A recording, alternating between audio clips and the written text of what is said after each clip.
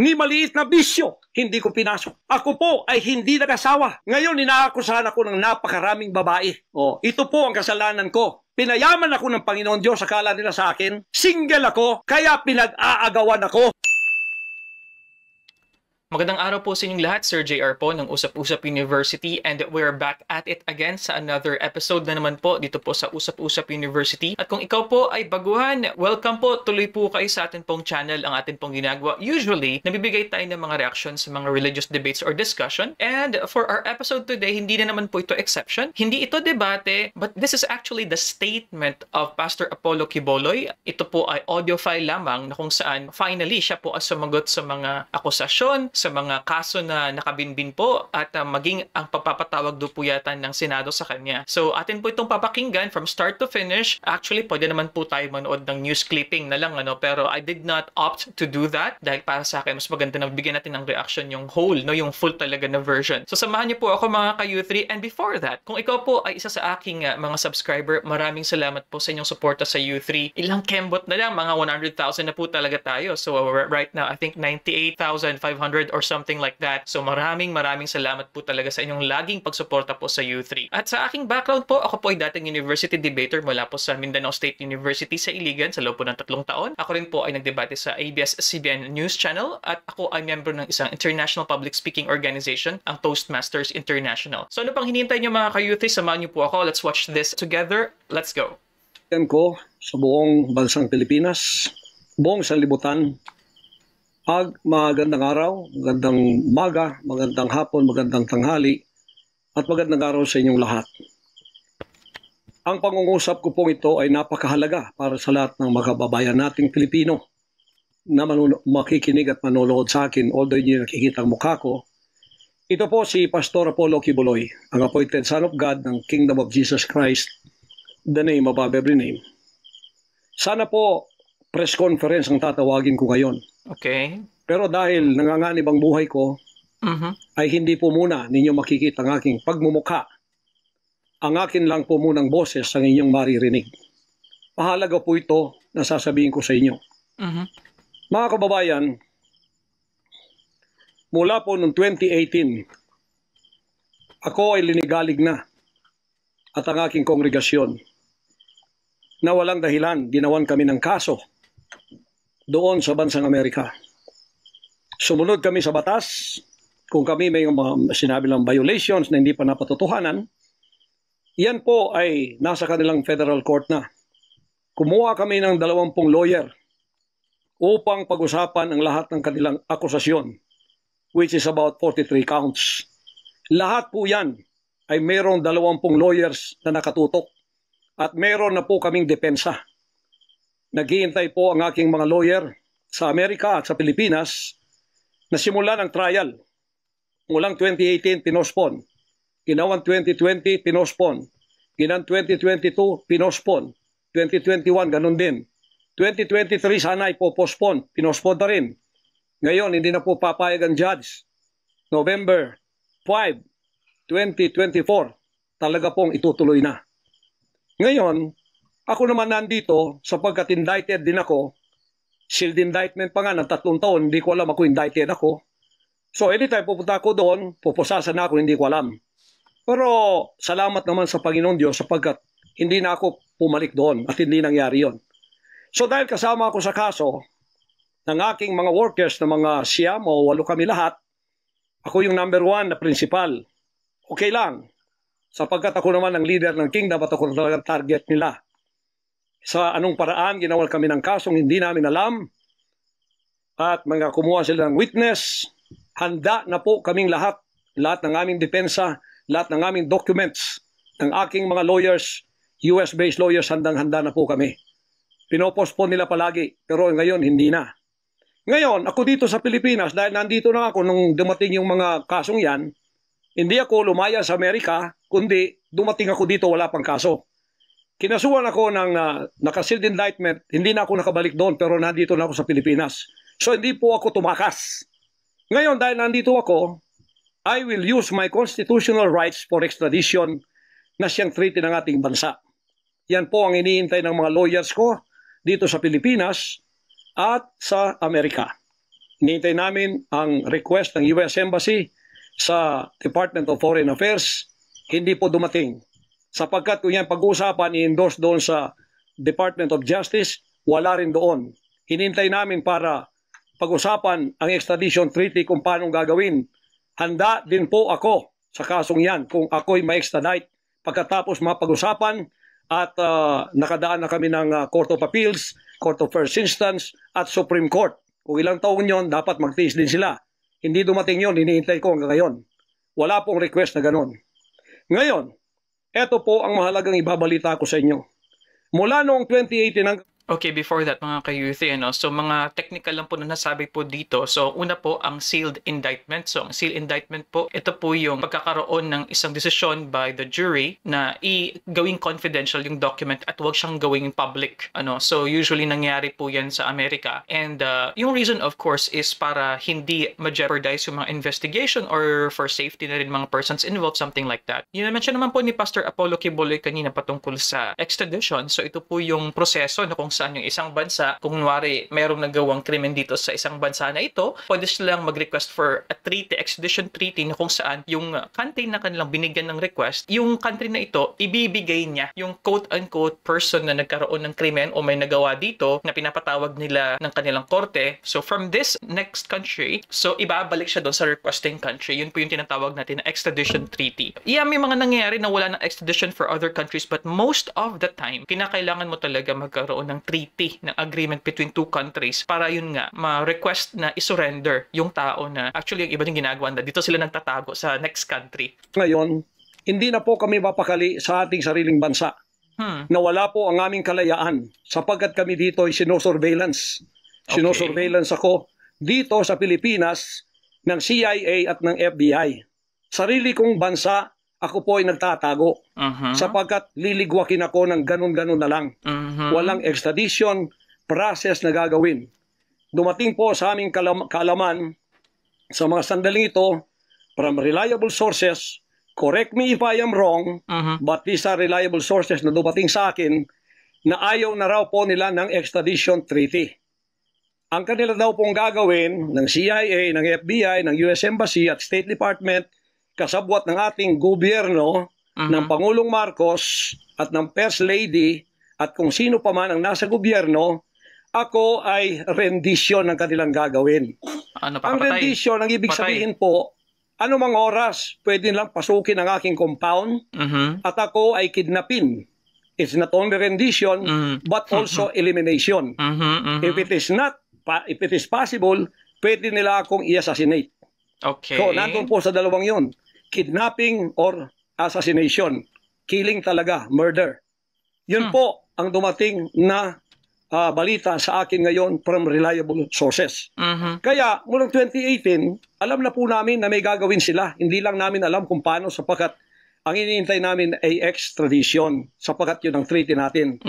Ngayon, ito pong gagawin nila dahil hindi na sila dadaan doon ay illegal.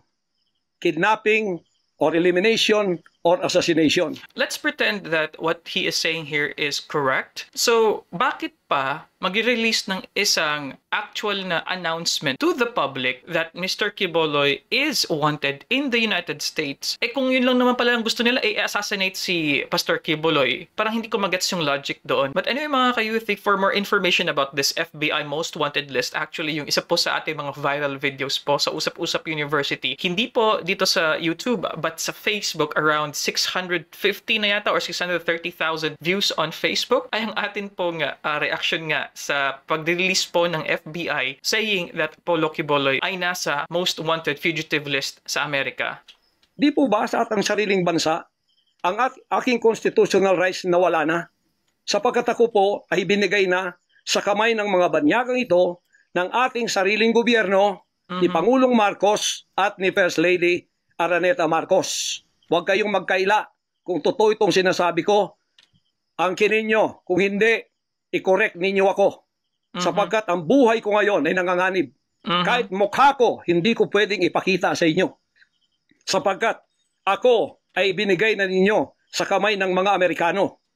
At gagawin nilang, gusto nilang gawin sa akin, sa aking sariling bansa. Ang aking 11 compounds, araw-gabi, sinosurveillan ng drone. Hindi po kami makatulog, hindi kami mapakali. Baka yung ginawa nila sa amin noong 2020 doon sa Amerika, na bigla kaming pinasok, pinagigibang pintuan, pinaggigiba ang lahat ng aming pamamahay sa loob, linigwak lahat, ay gagawin nila dito sa aming bansang Pilipinas sa aking mga compound. Saan man po ako naroroon, nandoon sila nakasurveillance sa akin at naghihintay na lang ng tamang pagkakataon upang ako ay kidnapin o kaya patayin o kaya i-assassinate na ganun-ganun na lang para mawala ako dito sa mundong ito. Na kanilang bakit ako naging hadlang, hindi ko alam. Hindi lang po yun mga kababayan, kundi ang aking leaders lahat kasama na sa elimination. Ito po ang aking board of administrators, senior leaders, lahat po sila ay pwede na rin nilang patayin lahat. At pagkatapos hindi namin alam kung anong plano nila sa buong properties namin sa Kingdom Nation. Kahit bakit ganito sila kagalit at bakit ganito ang kanilang treatment sa akin na isang appointed son. Ang ministry ko po ay evangelizing the whole world with the Word of God. Hindi ko naman kasalanan ako'y maging kaibigan ng politikong tulad ni Pangulong Duterte, Vice President Sara. Taga Davao po kaming lahat. Lumaki kami lahat dito. Alam ko po ang aking mga kaibigan, sila. Lumaki kami, mayor namin yan, prosecutor pa, naging congressman, naging president. Yan po ang aking pakikipag-ugnayan for nation building. Wala akong ibang interest sa bansang ito, kundi ang pagunlad. Ngayon, ako po ay inuusig. Ako po ay ginigipit. At ako po ay sinasaktan sa lahat ng paraan ng mga false accusation, false allegations na ayaw naman nilang pumunta sa korte. At pagkatapos, ayaw din nilang paharap itong mga false accusers na pinaggagawa nila to destroy my reputation para idamay sila Duterte, family. I noticed na parang ginagawang political issue, at least so far, ito po yung impression ko, parang ginagawa ni Apollo Quiboloy dito na this is not just a religious issue, but a political issue. Yun ang nafe-feel ko dito. Kasi he keeps on mentioning Duterte and Sara Duterte and then the government. Although, what I know though, ang mga kaso na ito is highly quote-unquote personal and just what is involved sa kanyang church, di ba po? Kung naalala niyo po yung video nga po na binigyan po natin ng reaction patungkol sa FBI, yung mga cases doon ay iba-iba. So, hindi ko gaanong magets bakit kinokonek sa political itong nangyayari. Are we saying ng pag-uusig ba sa pamilyang Duterte dahil sa ICC is somewhat related to this? O ang Amerika ay may galit kay Mr. Duterte kaya apektado din si Quiboloy? That's what he is saying here. Baka ang ating local na legislators and ang ating gobyerno ay kaaway si Duterte? Yun ba ang gusto niyang iparating dito? Doon sa kapupuntahan ng mga investigasyong walang kakwenta-kwenta. Hinamon ko na kayo, punta kayo sa korte. Ayaw ninyo. Ikaw, Risa Hontiveros.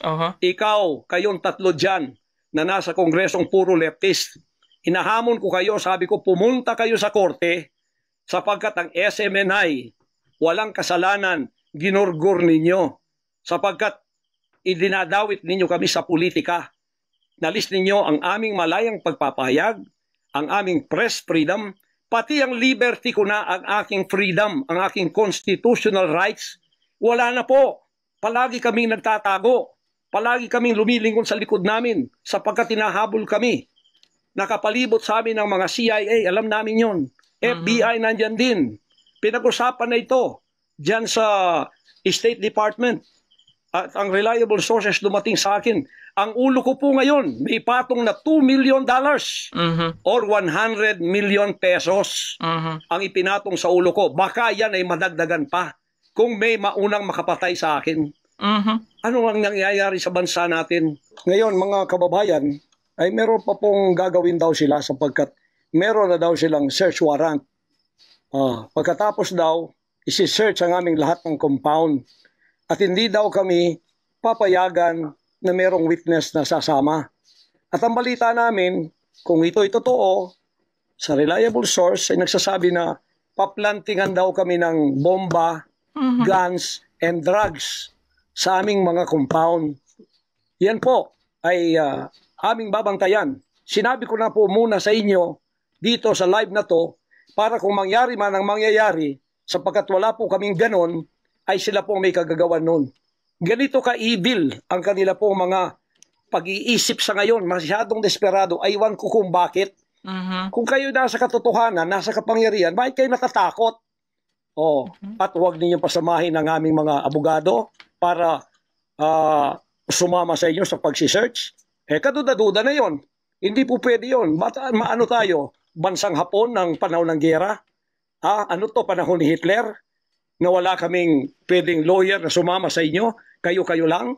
Pagkatapos, pwede niyo kaming barilin pagka kami nakikipag-usap na kailangang may witness para kamerahan namin ang ginagawa ninyo na wala kayong lusot kung meron kayong gagawin na kabulastugan. At pagkatapos, ipapatong ninyo sa amin. Pagka ito'y totoo, we will resist you. Hindi kami violent, pero hindi kami papayag na wala kaming mga witness na sasama sa inyo. Lawyer at saka barangay captain ang hinihingi namin na magiging witness sa lahat ng search na gagawin ninyo sa lahat ng aming pamamahay, kwarto o kung ano. At may lawyer kaming titingin muna sa inyong dokumento kung ano ang isi-search nyo, kung anong bahay, kung anong compound, kung ano lang ang dapat nyong gawin at ilang oras. Hindi to open-ended eh. Kailangan meron, sisisi namin ng judge na gumawa ng search warrant na ito pagka hindi ninyo nirespect ang aming constitutional rights. Huwag ninyong tapakan ang aming rights. Hindi din namin tatapakan ng rights ninyo bilang kayo ay nasa batas. Igagalang namin yon. Pero igalang din ninyo kami kasi meron kaming mga narinig na ginawan ninyo ng mga ebidensyang peke. Tinamnan ninyo pagkatapos ipapatong ang kaso sa amin. Religious community po ito. This is a spiritual community. Once tumapak kayo dyan, sapagkat kayong nagdadala ng batas, respetuhin ninyo, you are on holy ground. Yan po ay mahal na mahal naming banal na dako. Huwag ninyong lapastanganin. Pero hindi namin kayo pipigilan kapag may search warrant kayo. Pero hindi kami papayag na hindi kami makakasama ng kasama namin, hindi makikialam sa inyo. Titingin lang sa lahat ng gagawin ninyo. Kasi hindi na kami kumpiyansa sa gobyernong ito. Gagawa sila ng paraan para kami ay bigyan ng kasalanan. Yan po, babantayan natin yan. Pag hindi sila pumayag, then siguradong magpa-planting sila ng evidence. Pag pumayag sila, then fair ang laban. Hindi namin sila pakikialaman. Titingin lang ang aming mga witness na mga lawyer at saka barangay captain. At kung sino man ang mga witness na nandoon mula sa aming side. Kasi nandoon sila. Hindi na pwedeng gawin wantonly ang kanilang gagawin doon sa aming mga compound na wala kaming witness because they can do anything to implicate us, to plant false evidences and charge it against us. Ganon ang aming mga paningin dito. Kaya wag ninyo kaming pigilan para pantay ang laban natin kasi nakikita namin na ang pamamahalang ito ay hindi na po matuwid. Biro ninyo, ginikipit kaming ganito, wala namang kaming ginagawa sa bansang ito.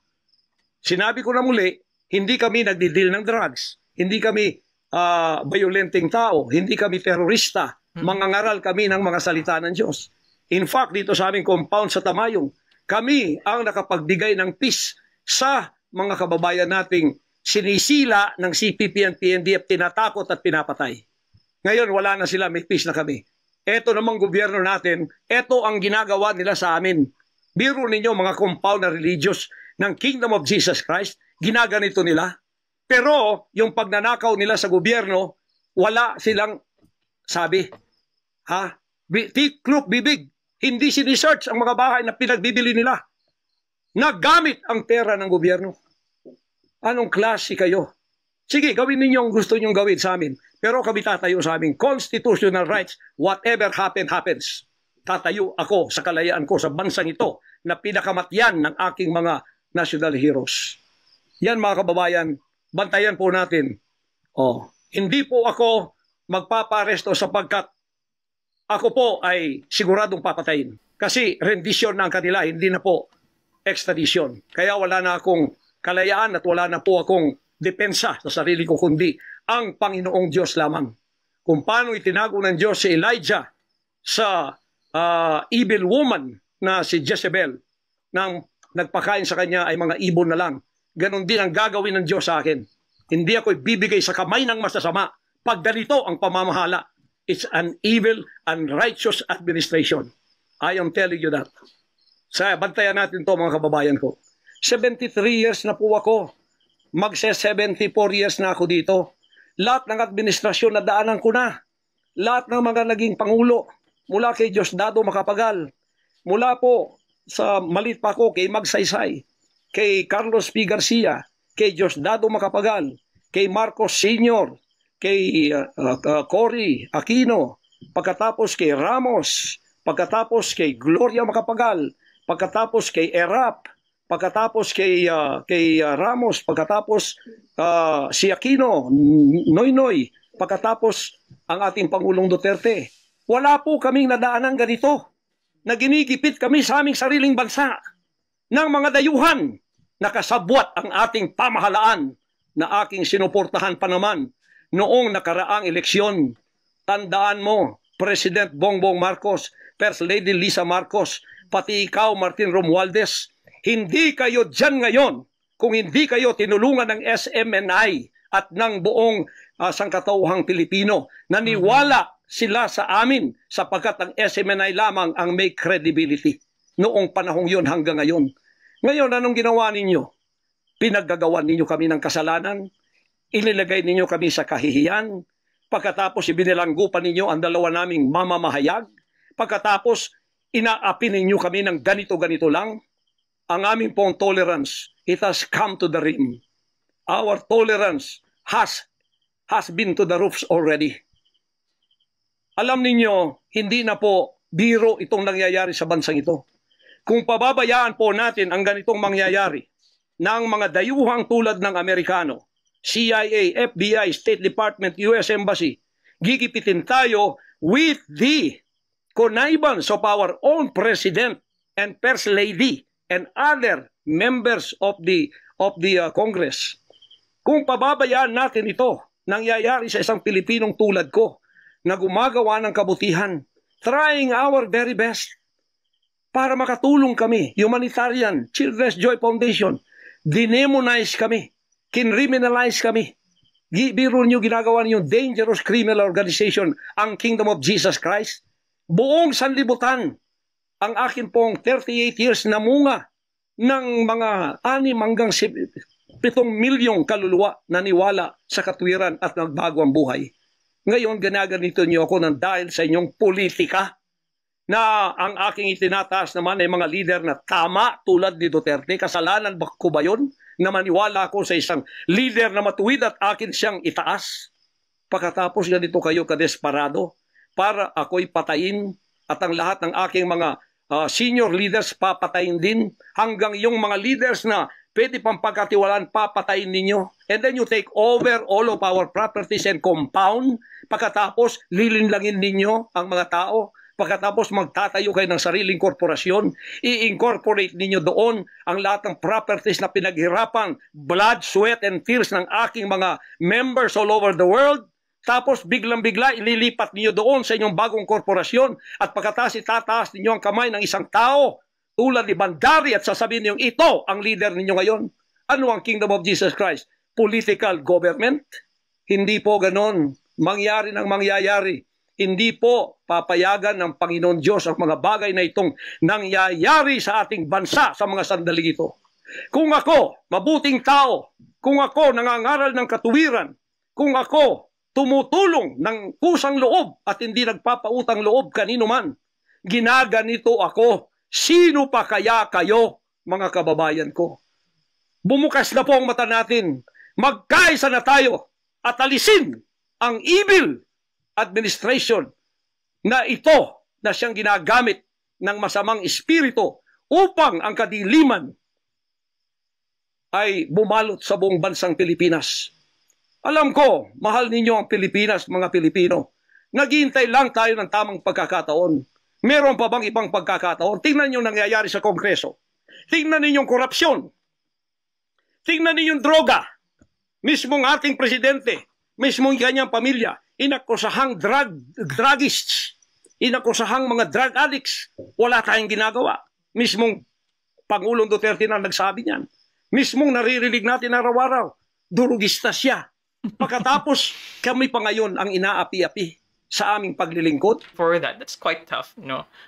Well, let's just say na, okay, ang isang person in power could be a drug addict, but then, what is our evidence? You know, it's easy to say na ang isang tao ay drogista, and sinasabi nga dito ni Mr. Quiboloy na si Marcos daw, Bongbong Marcos, ay isang drug addict. I'm not an ally of Mr. Marcos, pero parang strange po yun para sa akin. It's interesting though na ang nafe-feel ko dito, it's like me and my religion against the world. Ayun, parang yun ang nafe-feel ko dito so far, no, na I kind of feel like he is a victim on these things that are happening, but then again, they have to respond well to what the courts are saying in the United States, and also as a form of respect to the government of the Philippines, you also have to submit yourself under the government. Ang sinasabi niya dito, so ang technique niya is, the government is bad, this government cannot be trusted, so I will not subject myself under this. Pagkatapos sila ay mga kriminal na nakaupo dahil may kapangyarihan, kami ngayon ang liligwakin nila?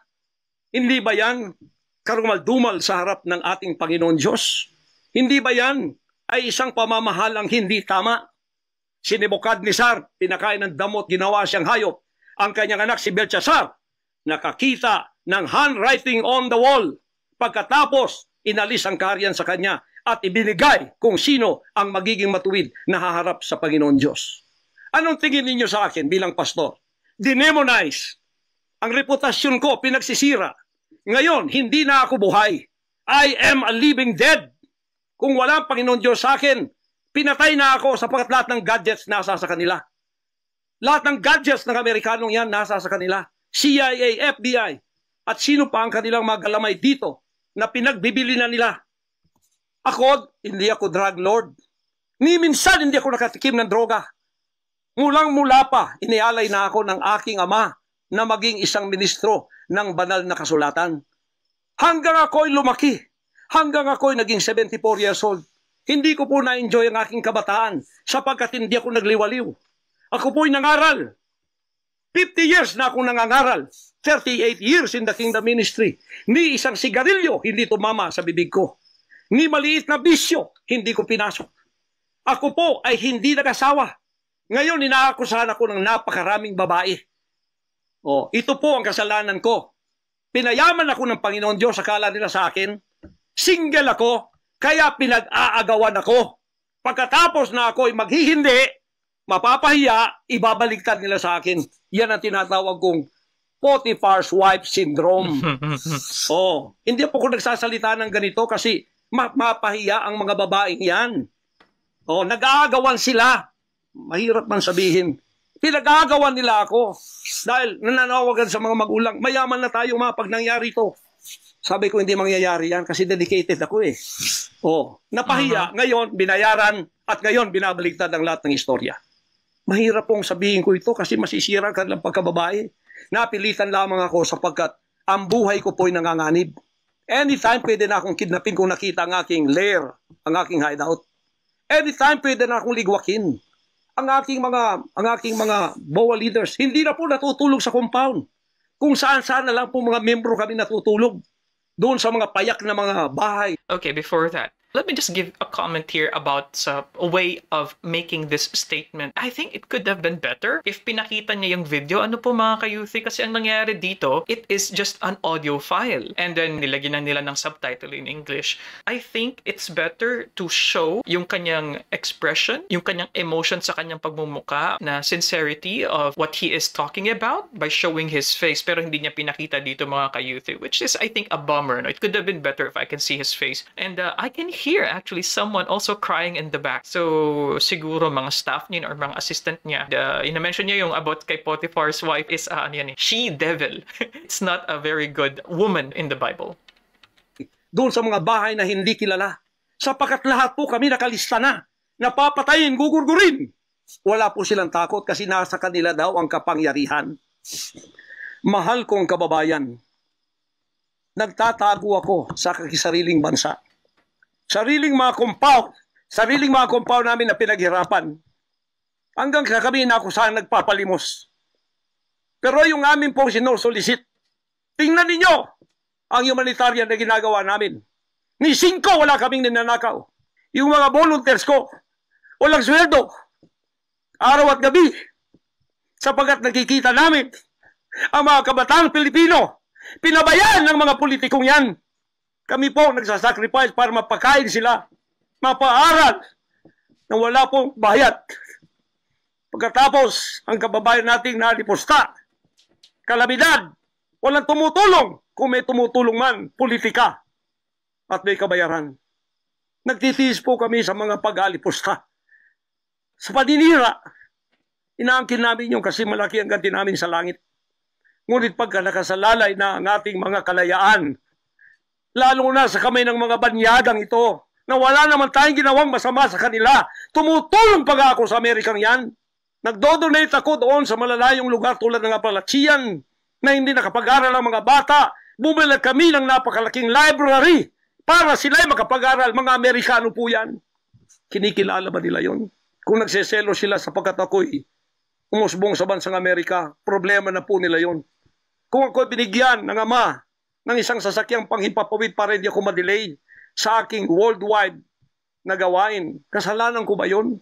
Kung ako binigyan ng pampalipad na helicopter dito para mapuntahan ko lahat ng aking satellite sa buong Mindanao, Pilipinas, kasalanan ko ba yon?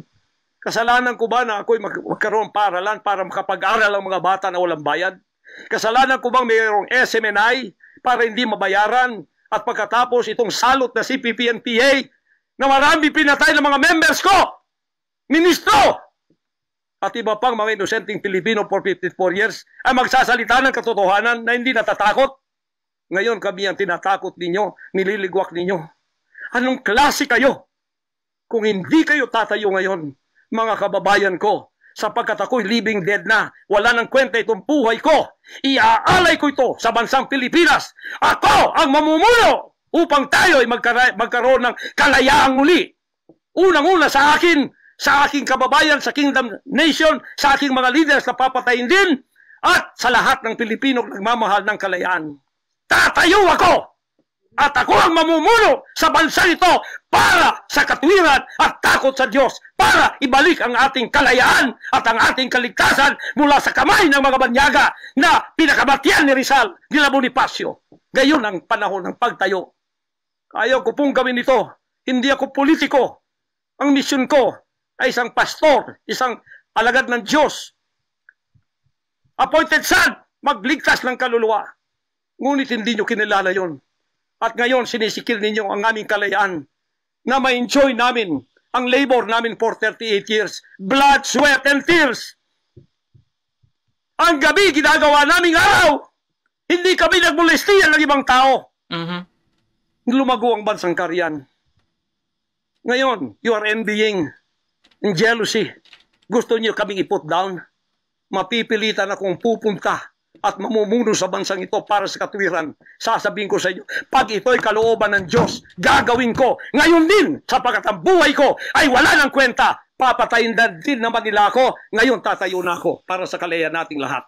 Yeah, that's really interesting rhetoric, ano? Pero how are you going to do that? You're saying you will lead this country? How? 'Di ba mas malawak na avenue for people to understand what you are saying? Yung papapakita sa publiko, lalo na pinapatawag ka ng legislatura. Meron pa namang time, 'di ba? March 5th ba? March 5th, kung di po ako nagkakamali, na you have to show up. So, I am curious on what will happen next dahil ito ay interesante para sa akin. Nagiging impassioned speech na kung saan meron tayong kaaway. Yun nga ang Amerika at ang gobyernong ito, yun ang nakikita ko sa sinasabi ni Apollo Quiboloy at siya doon yung magli-lead. Mahal kong mga kababayan, ito po ang mahalagang mensahe ko sa inyo sa mga sandaling ito. Hindi ko po uurungan ang sino mang gumagapi sa bansa ko at sa aking kalayaan na ako mismo nagtatago sa aking sariling bansa within 74 years. Hindi po nangyari ito ngayon lang. Pangulong Bongbong Marcos, akala ko matuwid ka na tao. Ikaw, First Lady, akala ko matuwid kang tao.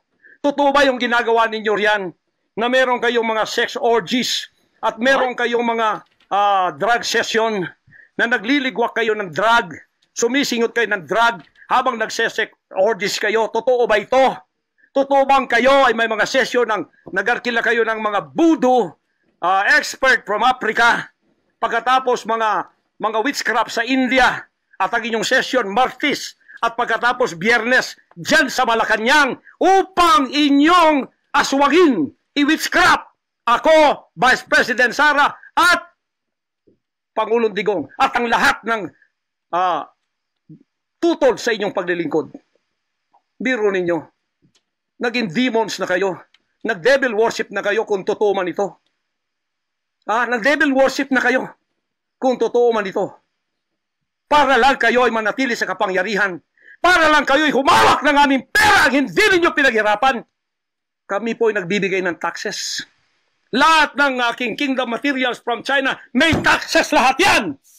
Milyon-milyon ang aming binabayad. Ngayon, ginagawa pa ninyo sa amin ito.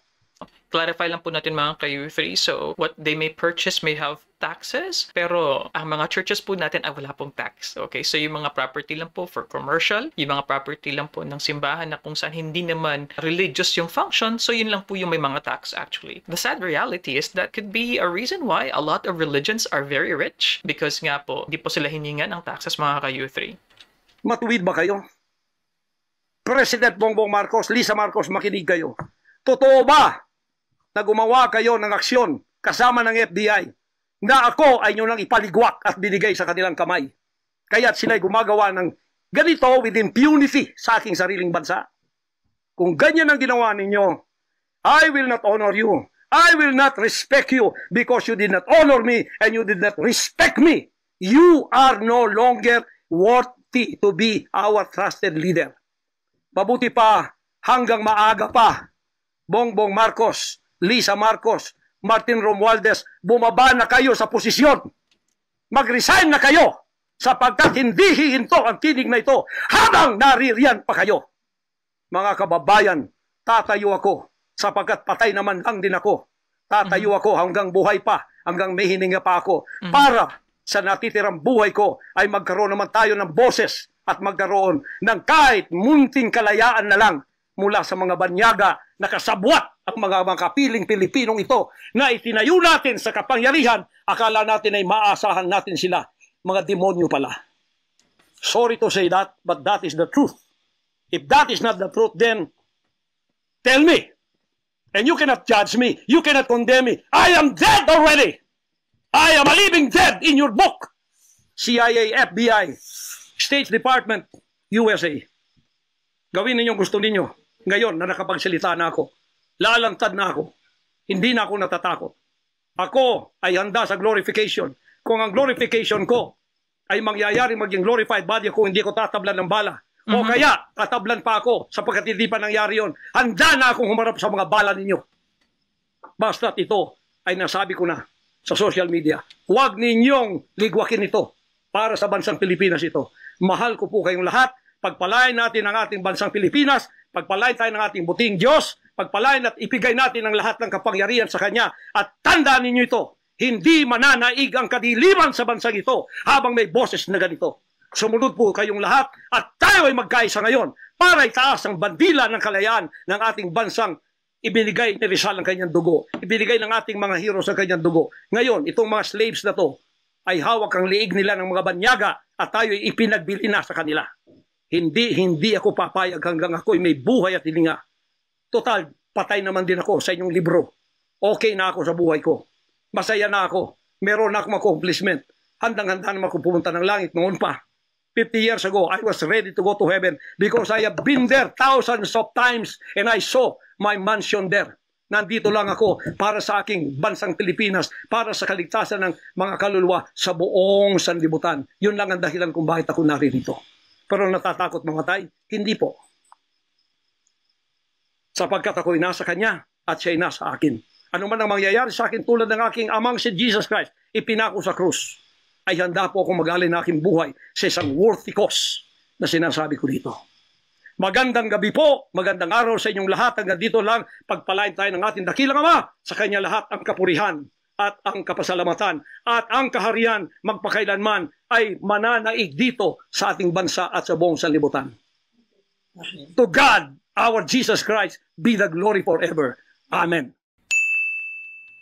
Okay, mga ka-U3. Alright, that was an impassioned speech by Apollo Quiboloy. And yun nga, so sinasabi niya nga yung kanyang mga hinaing, no, laban sa gobyerno. Nako, may mga sinasabi pa siya ng mga drug session at saka mga voodoo session. Ayan, may mga ano pa, sex orgy pa. And sa akin as a listener, because there's no proof for that, medyo mahirap paniwalaan, at least sa akin, ano. I'm not saying that this government is righteous, pero yun nga, ang messaging na nakikita ko dito is inuusig nga siya ng gobyerno, hindi lamang ng gobyerno ng Pilipinas, kundi pati ng gobyerno ng Amerika. But then again, mas hinihintay ko yung actual na response niya sa mga issues na pinupukol sa kanya, and also what was found out by the federal courts in America, you know, sex trafficking, yung mga sexual abuse na nangyari sa kanyang mga miyembro, yung tinatawag niya na pastoral, na kung saan yung mga babae ay nagbibigay ng sexual service sa kanya. No? And it's not difficult to think about. If you appoint yourself as God, then some women might find you attractive. Some women may feel that what they're doing is for the Lord, right?